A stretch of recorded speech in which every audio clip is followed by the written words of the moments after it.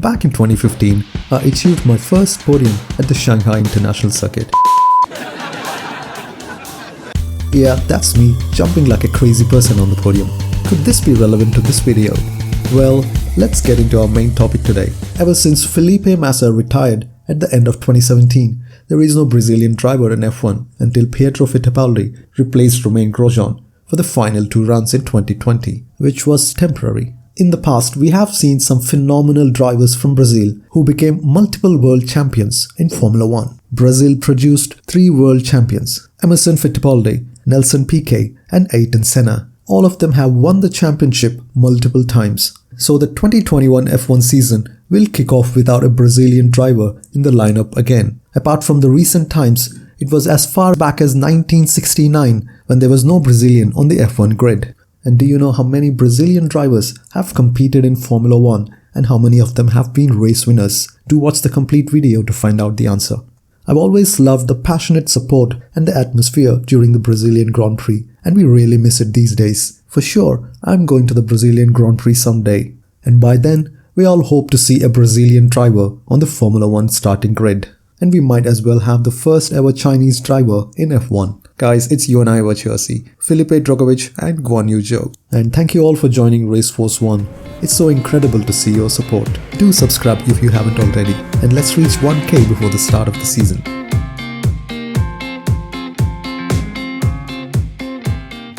Felipe Drugovich was born in May 2000 in Maringá, Brazil. Started racing in 2008 when he was 8 years old. He's great behind a steering wheel, but really bad at playing football, just like any other Brazilian. Alright, back to his racing career.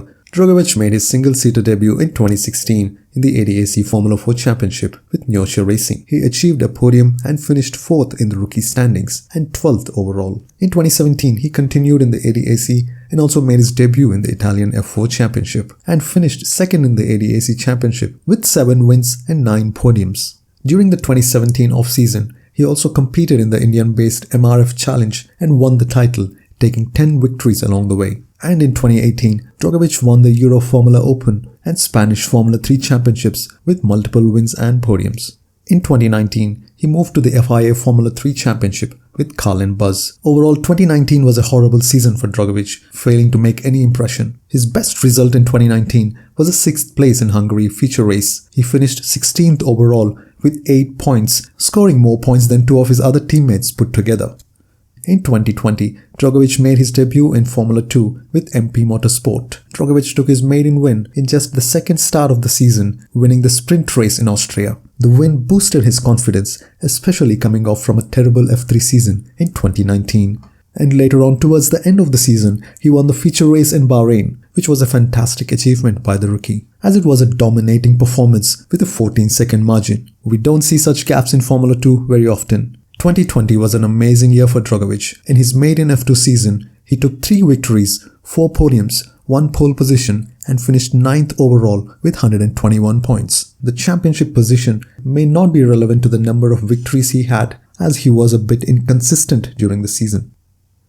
For the 2021 season, Drugovich made the decision to leave MP Motorsport, although it was hard to leave the team as they were improving and had a faster car towards the end of the season. But the opportunity to drive for a much more consistent team could not be refused. Drugovich joined the UNI Virtuosi team for his 2nd season in F2. Team UNI could provide Drugovich with the right equipment to mount a championship challenge. During the off-season, Drugovich has been doing intensive physical training in Brazil, along with a lot of simulator work and go-karting, to keep the reflexes on point and to maintain the racing mentality. So I am looking forward for a championship battle between Robert Schwarzman and Felipe Drugovich in 2021. So back to our question about the Brazilian drivers. There have been 32 Formula 1 drivers who represented Brazil, and 6 of them have been race winners, and a combined total of 101 Grand Prix victories.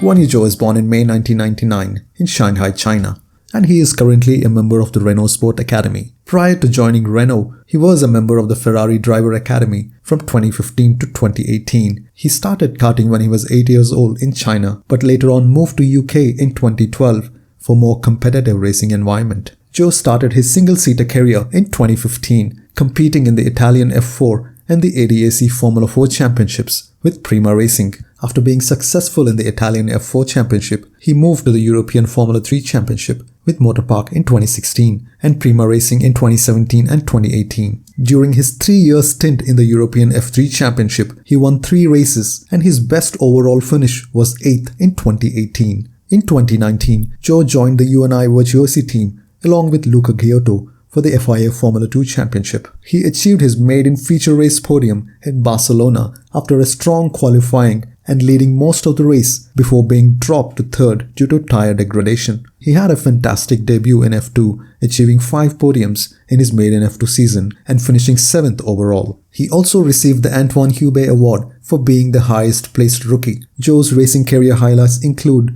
finishing as runner-up in the Italian F4 Championship in 2016 and winning the Asian F3 Championship in 2021.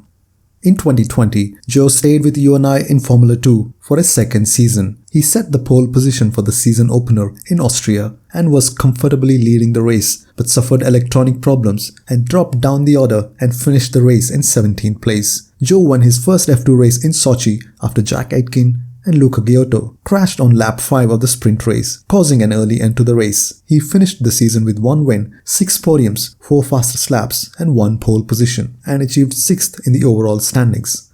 2021 will be Zhou's 3rd season in Formula 2, and he plans to make it his last, hopeful that a proper title bid this season will provide a launch pad to becoming the first Chinese driver to start a Formula 1 Grand Prix in 2022. He started the 2021 season brilliantly by winning the Asian F3 Championship, beating the fellow F2 driver Jihan Daruwala and F3 sensation Pierre-Louis Chauvet. This will definitely be a confidence booster for Zhou ahead of the Formula 2 season. Zhou requires a top 5 finish in the Formula 2 standings this year to score enough super license points to allow him to progress to Formula 1. A championship top 5 is a realistic achievement for Zhou, although his quest for a Formula 1 seat will depend on the availability of the positions at Alpine or any other Formula 1 team. This probably will be his last season in F2, and he is determined to be the first Chinese driver to race in F1. So can both the UNI drivers finish in the top 5? And can UNI displace Prima Racing and take the team championship?